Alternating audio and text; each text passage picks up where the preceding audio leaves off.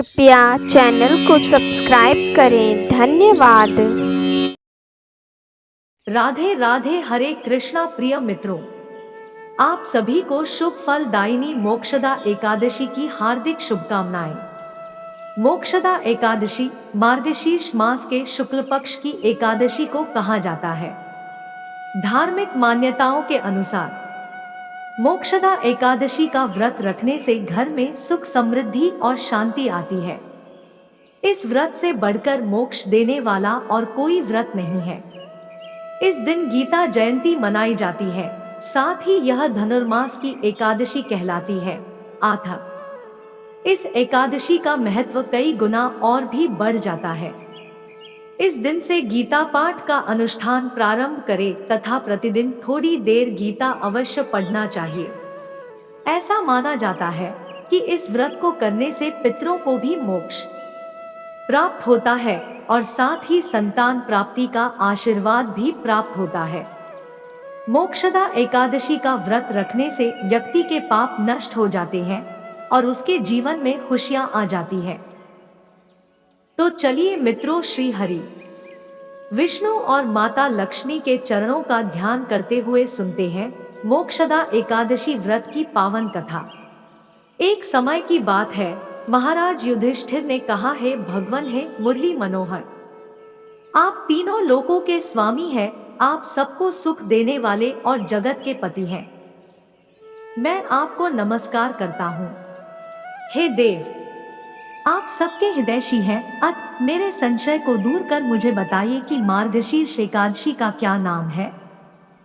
इस दिन कौन से देवता का पूजन किया जाता है और उसकी क्या विधि है, कृपया मुझे बताएं। भक्तवत्सल में भगवान श्री कृष्ण कहने लगे कि धर्मराज, तुमने बड़ा ही उत्तम प्रश्न किया है।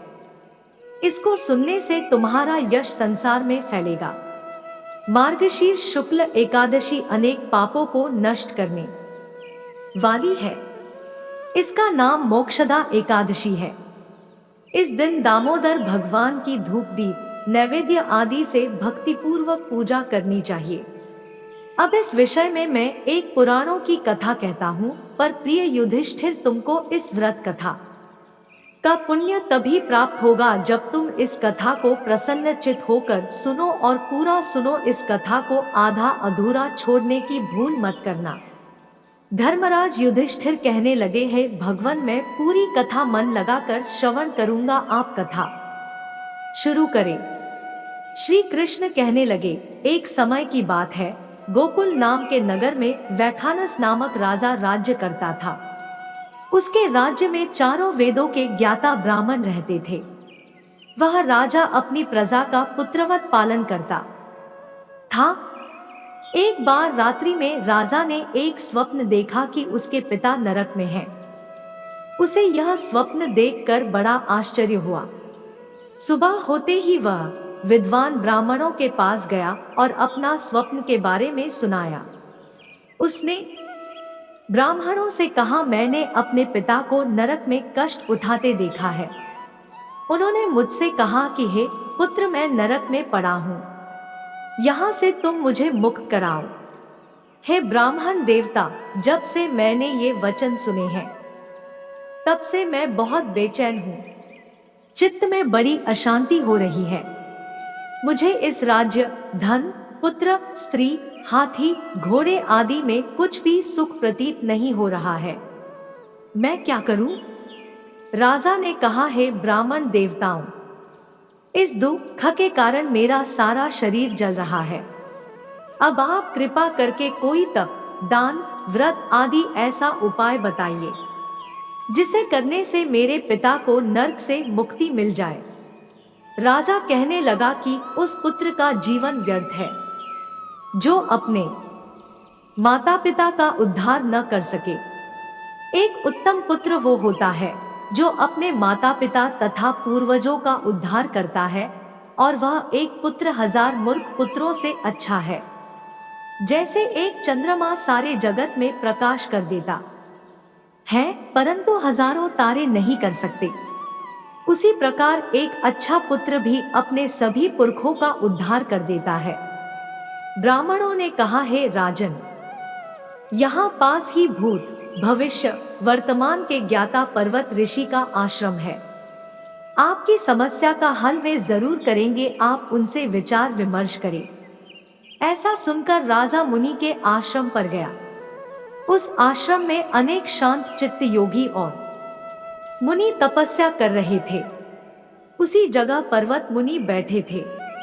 राजा ने मुनि को साष्टांग दंडवत किया। मुनि ने राजा से सांगोपांग कुशल पूछी। राजा ने कहा कि महाराज, आपकी कृपा से मेरे राज्य में सब कुशल है, लेकिन अकस्मात मेरे ची में अत्यंत अशांति होने लगी है। ऐसा सुनकर पर्वत मुनि ने आंखें बंद की और भूत विचारने लगे। फिर बोले, हे राजन, मैंने योग के बल से तुम्हारे पिता के कुकर्मों को जान लिया है।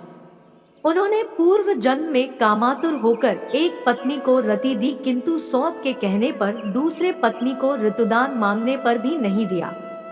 उसी पाप कर्म के कारण तुम्हारे पिता को नर्क में जाना पड़ा।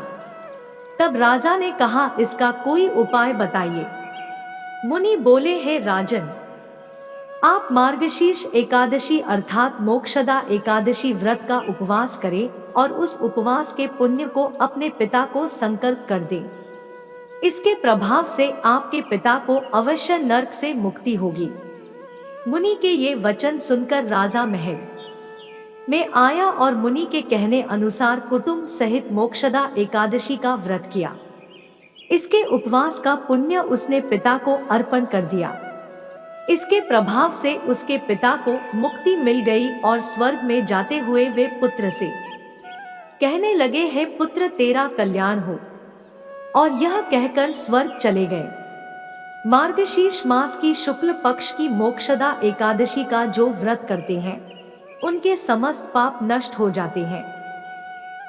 इस व्रत से बढ़कर मोक्ष देने वाला और कोई व्रत नहीं है। इस कथा को पढ़ने या सुनने से वायपेय यज्ञ का फल मिलता है। यह व्रत मोक्ष देने वाला तथा चिंतामणि के समान सब कामनाएं पूर्ण करने वाला है। यह थी मोक्षदा एकादशी की कथा। बोलिए मित्रों, श्री मन नारायण नारायण हरि हरि, श्री मन नारायण नारायण हरि हरि।